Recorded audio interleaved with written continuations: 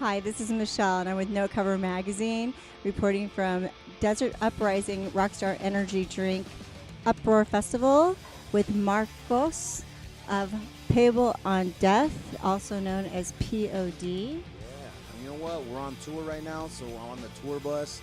So we're gonna have guys coming in and out, like my guitar tech right here. And see, he's trying to dodge the camera. But anyhow, if you hear noises, that's because we're on a tour bus, live and direct. So let's talk about your new single, Lost and Forever. So that just came out. You guys have been in Octane playing like crazy. How do you feel about that? It's amazing because we've been at it for so long and we've been touring for a long time, been a band for a long time, and we actually took 4 years off, and that's rock and roll suicide for any band, and to come back out and do what we did with that tune, went to #1 in the country at rock, and to be relevant in this day and age with the climate being different than when we left, it's a blessing and it's awesome. You see in the future for this next album, what's the title of it? Murdered Love came out in July of 2012, and we're going to be on that cycle for the next year and a half, putting singles out and touring the world. Back up a little bit and ask you about one of your songs in regards to the Columbine shooting. How did you guys come up with that? It was more based off of a shooting that was it's based off of all of them, but there was a shooting that was in our neighborhood in San Diego called Santee. Kid went out and shot a bunch of his classmates. We were happened to be in the writing process of the album Satellite, which has Youth of the Nation on it, and we were a few blocks away from the actual shooting, so it hit really close to home for us.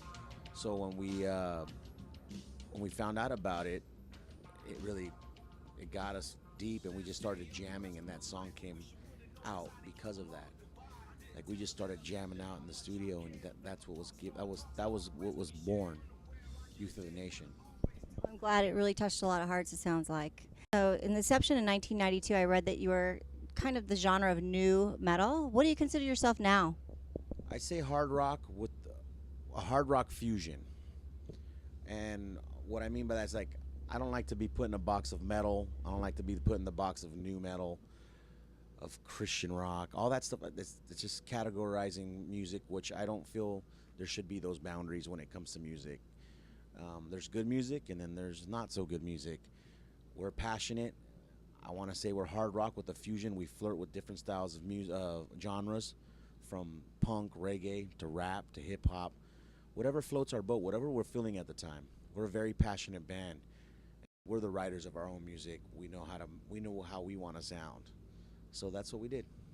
So it sounds like you were on a label, then you weren't on a label, then you were with Universal, is that right? And then you kind of went back and forth, and now you're on a new label. Can you tell me about the new label? Yeah, they're named Razor and Tie, and they're a big indie label, which nowadays, the music industry, it's the wild, wild west.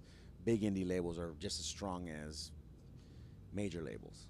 And look, we're #1 in the country with our album, with our song. So it's a good place for us to be, and we're glad that we made the decision to go with Razor and Tie, and we're glad to be part of that family. Well, in closing, is there anything that you would like to say to your fans and the readers of No Cover Magazine and the people that are watching it? I would say, don't judge a book by its cover.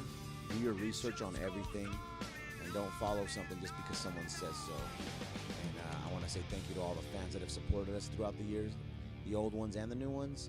Without you, none of this would be possible. So thank you.